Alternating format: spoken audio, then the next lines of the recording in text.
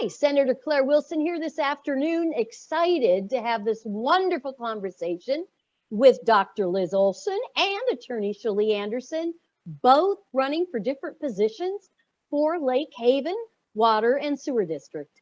You may wonder two things. One, what the heck is Lakehaven Water and Sewer? And number two, why the heck are you doing a video stream now? Well, first of all, you need to know that Lakehaven encompasses approximately 35 square miles of population with over 100,000 people that are served in Federal Way, as well as parts of Auburn, Kent, Pacific, Tacoma, Milton, Des Moines, and unincorporated King County. I had to read that so I wouldn't leave anyone out. And these individuals are running for a position as a commissioner on this board. And those are elected positions, and they represent the community, the residents that Lakehaven serve. They are responsible, much like other commissioners and boards, for not the day-to-day operations, but the oversight of Lakehaven, as well as the fact that they set policy, which is critically important. They also define the policy agenda that the board has, as well as the terms of the conversation and kind of how things will move forward. And I would say on the biggest scale. We're doing this today because we have a lot of folks that are running for office in the 30th Legislative District. And traditionally, they've all had a chance through a candidate forum to have their voice be heard. But this particular election, it seems that there are so many individuals running for office that rather than be inclusive of all the positions, they made some choices on who they would include in the candidate forum. Both Rep. Taylor and I are incredibly interested in making sure that every single level of government has 51% representation. And we also believe wholeheartedly in the candidates and in the campaigns of both Dr. Liz Olhsson and Sheley Anderson. And so we decided we were going to take it upon ourselves to make sure that their platform was heard, that their voices were heard, and that you had an opportunity to see the brilliance in this room and on this Zoom, and make sure that you cast your vote for these two in this upcoming election. So without further ado, Rep. Taylor, why don't you take it away and let's have a bit of a conversation. Absolutely. Thank you, Senator Wilson. I'm so pleased to be here with you today to talk to these wonderful candidates. I'm excited about both of them. And to be clear, both Senator Wilson and I support both Dr. Liz Olhsson and Attorney Sheley Anderson. So I wanted to kick it off with some, a basic question. Why are you running? Can you tell us a bit about your campaign? And we'll start with Attorney Sheley Anderson. Hi, I'm Sheley Anderson. I'm running for Lakehaven Water and Sewer position 4. I'm running because water is life. And no matter the zip code, everyone deserves quality water and service at an affordable price. I'm running because Black Lives Matter is more than a hashtag. It requires strategic action of placing Black leaders into positions of power at every sector of our government. I'm running to bring home financial resources under the HEAL Act to make certain that our service rates can stop soaring. I'm an attorney of 16 years. I'm a civil rights leader. I'm a wife and a grandmother. I'm rooted in serving our communities. When I'm not inside of the courtroom rendering justice for the people, I'm barreled down at my desk with my readers on, researching policies and providing analysis to lawmakers. Right now, during this phase of the campaign, my team and I are knocking on doors asking, what is Lakehaven doing well and what's required to make them mold better? You see, we're building power from the roots up. We're turning to people impacted on the front lines and raising their voices to grass top and policy decision makers, because that's where the lives are changed. To make it through this god-awful pandemic, ordinary people stepped up to do extraordinary things. We made decisions to put the needs of others above our own, where wearing face masks became life-saving symbols of kindness. To get through this pandemic, we had to fill in the gaps for those who are struggling just to get by. There's folks out there that are still struggling. I'm running because I'm ready to serve. We can move our communities forward without leaving any of our neighbors behind, but it requires us to get active and vote. So be sure to vote Sheley Anderson, Lakehaven Water and Sewer Position 4. And family, let's get to work. I love it. I love it. And oh my goodness, we have another fantastic candidate, Dr. Liz Olhsson. She's running for position 5. So position 5 and position 4 are not in competition with each other. You would get to work together to support community. So Dr. Liz, if you don't mind, Dr. Liz, tell us about why you're running for the Lakehaven Water Sewer District. Yeah, absolutely. Thank you so much, Representative Taylor and Senator Wilson, for putting this on. Hi, everybody. I'm Dr. Liz Olhsson. I'm running for Lakehaven Water and Sewer Commissioner, position 5. I'm running to champion the following principles for the Lakehaven community. First, water rights are human rights. Water rights are civil rights. And in a modern and moral society, everyone should have access to clean, safe water and sewer, period. Lives are at stake. Next, we must take local action on climate change immediately. As a climate scientist with a PhD in environmental science, policy, and management, I believe that our ordinary lives and those of our children and our grandchildren critically depend on how Lakehaven manages our water in coming decades. We face numerous serious impacts, but it is not too late to fight for local climate adaptation and the best possible future for everyone, to take care of one another and the environment both. And that work begins today. Also, as a local employer, I think that Lakehaven's board should be pro-worker, pro-union, and as pro-workplace diversity as possible. And I think that Lakehaven should pursue the opportunity to install sewer fiber internet under Washington State's newly passed municipal broadband legislation. Ending the Comcast monopoly with affordable public broadband is a really important step towards equity in education and prosperity for everyone in the district. Some of these goals will take years to achieve, but not all of them.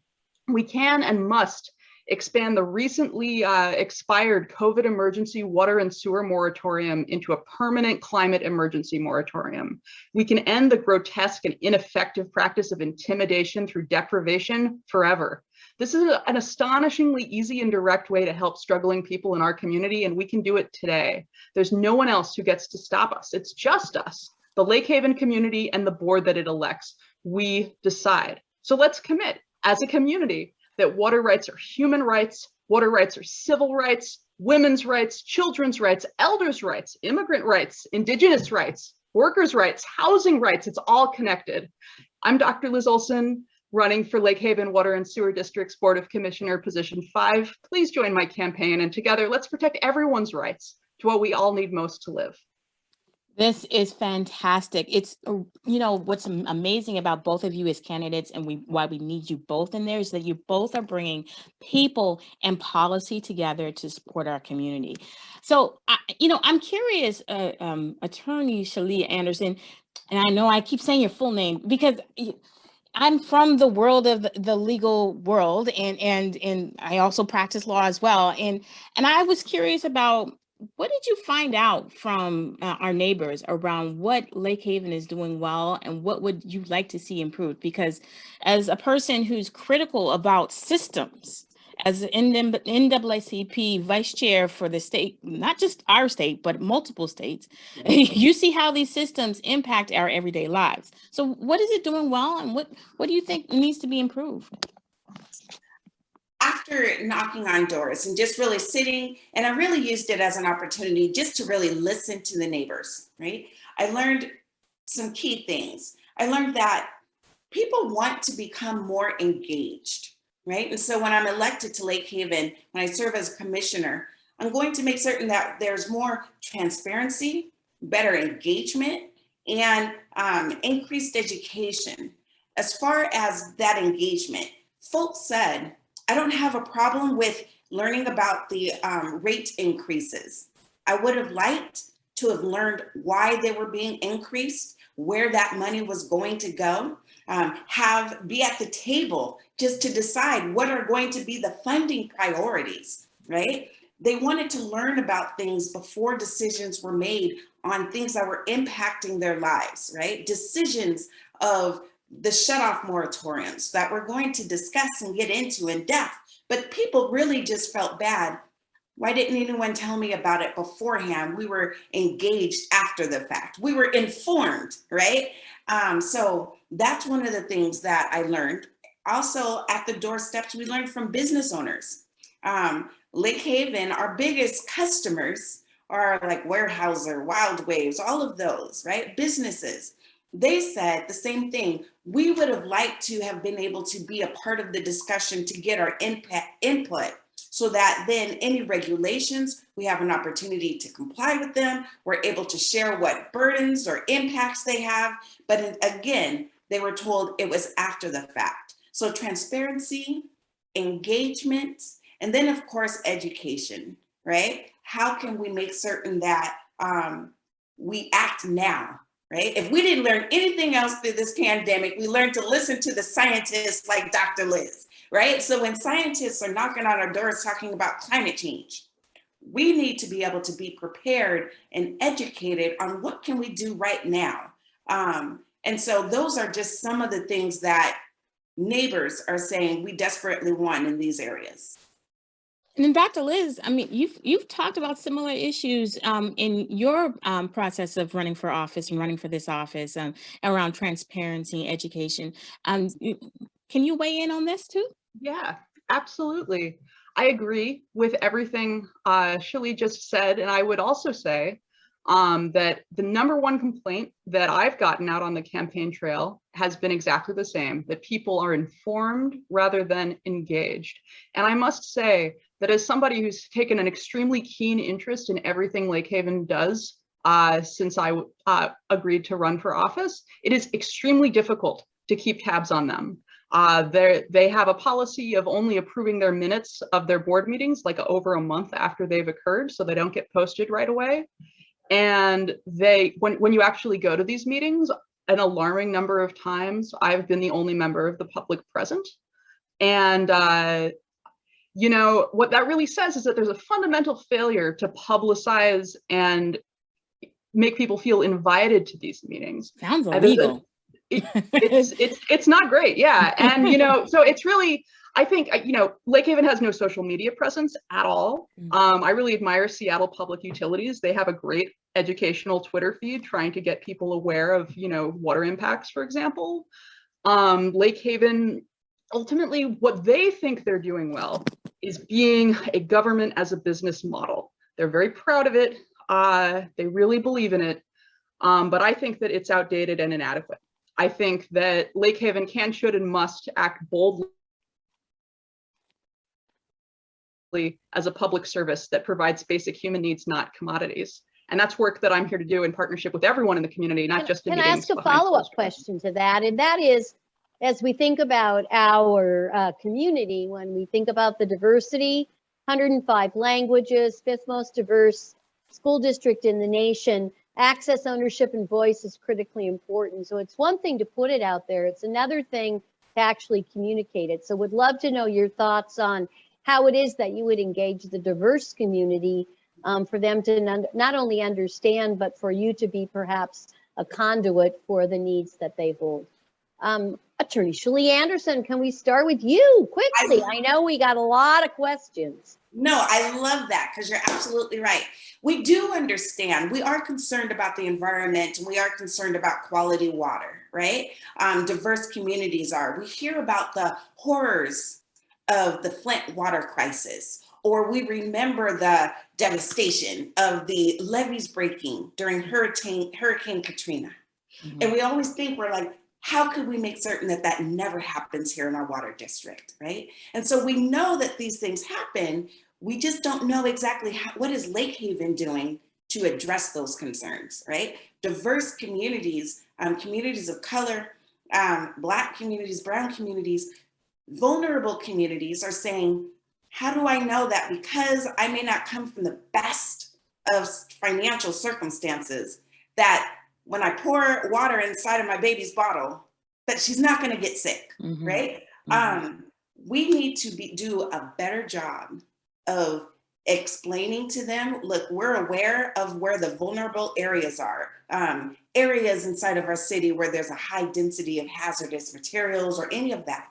This is how many times we check our water quality. This is the audit that was posted, right? Letting our consumers really know this is where we find the answers, but more importantly, letting them know Attorney Sheley Anderson and Dr. Liz Olhsson are at the table, and we're making certain that we are bringing your concerns and protecting you because we care, and those are the values that we have in taking this position. We need to let them know that we're there. Absolutely. And I'd like to switch a little bit to something as broad that everybody really needs to understand. And I'm going to kick it off with Dr. Liz first. Climate change. You might have a little bit of knowledge about this as an environmental scientist. So, could you just share with us briefly why the water sewer district is important to be a part of the solution around, climate change in our community? Yeah, absolutely. I mean, I think what really illustrates the point is that 4 months ago, there was a heat dome in Western Washington that today we're calling historic, and a few years from now we'll call Tuesday. And, over 100 Washingtonians died that weekend because they're poor, fundamentally, because we as a society failed to provide the water and cooling and care that they needed to live. And so, that means that the question of, universal access to water and sewer is no longer some sort of like utopic hypothetical. This is a matter of life and death. But in terms of like what's coming and why it matters to Lakehaven, most of the climate impacts are about water. This century, water will replace oil as the most vital and limited resource in the world, right? So we have the power at Lakehaven to plan around that, to plan our infrastructure around the local and specific climate impacts we're going to face. And we know what they are. They're bigger winter storms, bigger summer droughts, deadly heat waves, and a whole lot of new neighbors joining us because it's even worse where they came from, like Southern California or Arizona. So, we have all this knowledge, and so it's a matter of planning to prepare all that we can and manage it as environmentally friendly as possible. And it's also a matter of fiscal investment, that right now, any investment in making our water supply more diverse and resilient is both economically savvy and eventually life-saving. That like we can, I've been told by some people that, why bother doing wastewater recycling if we might not need it? And the answer to that question is, if we're really lucky and we wind up with a surplus of water, we can sell it or even give it away. And if that happens, that can fund future infrastructure projects and keep rates low. So there's just a ton of potential there for us to take advantage of the wonderful place that we live and make sure that we're using it wisely. Attorney Sheley Anderson, do you have any thoughts? On climate change, yes. We have to make certain that things of what we talked about, the summer's heat wave, right? Where we need to make certain that we are prepared for that becoming the norm. As Dr. Liz just said, it'll just be Tuesday, right? That we have to make certain that we're prepared for long droughts or winter rains that cause excess flooding.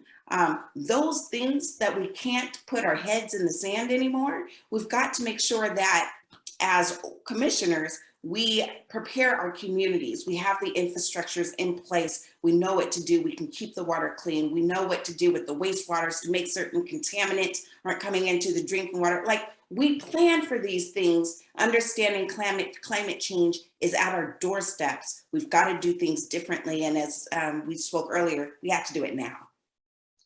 Can I just say one more thing? I want to add that all we've been talking about in the last minute is like climate adaptation, but we also have a role to play in climate mitigation. We should be fighting for energy efficiency improvements to our pumping station to reduce our carbon footprints. Let's get a contract with the power company that guarantees the use of renewable energy. We should have no regrets about failing to act with the urgency and scope that this crisis demands. And before we close up, we have two more major topics. I just want to get to it. First and foremost, we are in a pandemic, and folks have not been able to afford their utilities. Attorney Sheley Anderson, I keep doing that. Would you like to kick us off in the discussion around your thoughts of what we should do around the moratorium on the shutoffs and the upcoming policies that I think are being implemented. And then we'll kick it over to Dr. Liz. Yes, it's so important to actually hear the voices of the consumer. Mind you, in August of 2020, in the height of the pandemic, that is when we passed the resolution to increase incrementally the rate hikes. It was done without the engagement that we spoke of earlier. Worse, there was in October of 2021, they decided we're going forward with the shutoffs. Everything is fine, everyone's doing fine. And so you've got community that's saying, I am not okay, right? Someone hear me, we have not recovered yet. Please hear our cries. And so it really shows that disconnect between both the people living throughout our water district and for those who are making the decisions about their lives, which is really where the work that Liz and I have to come in, going straight into action of healing that disconnect, right? How do we get the folks at the table before we're making these types of decisions? Completely against the moratorium. Until everyone is able to recover from the pandemic, everything stops, because we know financially it did not shut off the water district. It did not close. We did not have financial catastrophes, right? It was really just the act of kindness saying, we see you. Yes, and we understand that you are dealing with this pandemic and we've got you. We're standing in the gap and we're going to get through this together. That's the message that we should send to everyone. Absolutely. And Dr. Liz, you've been able to see the policy making on the ground. Recently, you observed the commissioners make a decision. Can you tell us a little bit more about that? Yeah, at a recent board meeting, it was announced that over the year and a half of the COVID moratorium, Lakehaven customers have racked up around $900,000 in unpaid bills. And that sounds like a lot, but actually on a $40 million a year revenue budget, it's wait. $900,000 out of a $40 million budget. So less than 1.5%. Yeah. So 98.5% of Lakehaven's bill were still paid, even though people wouldn't suffer any consequences for not doing so. Rather than creating financial catastrophe, the moratorium was a triumph of public trustworthiness. The district is in no kind of emergency because of unpaid bills. We could write them off. We could crowdfund them over the rest of the community via a minuscule rate increase.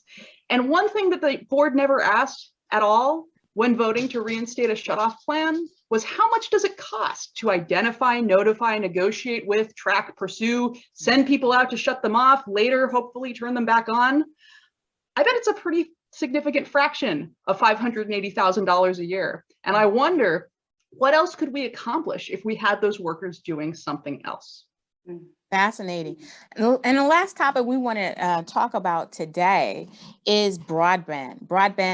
Another big topic that impacted the lives of our neighbors when we went into this pandemic.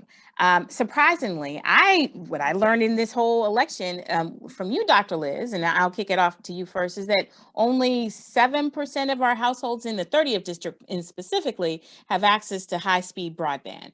And we saw how, as many families were suffering as they were trying to get their kids resources and education as the school districts made the quick pivot in the pandemic. So how does the water sewer district feature into the broadband conversation?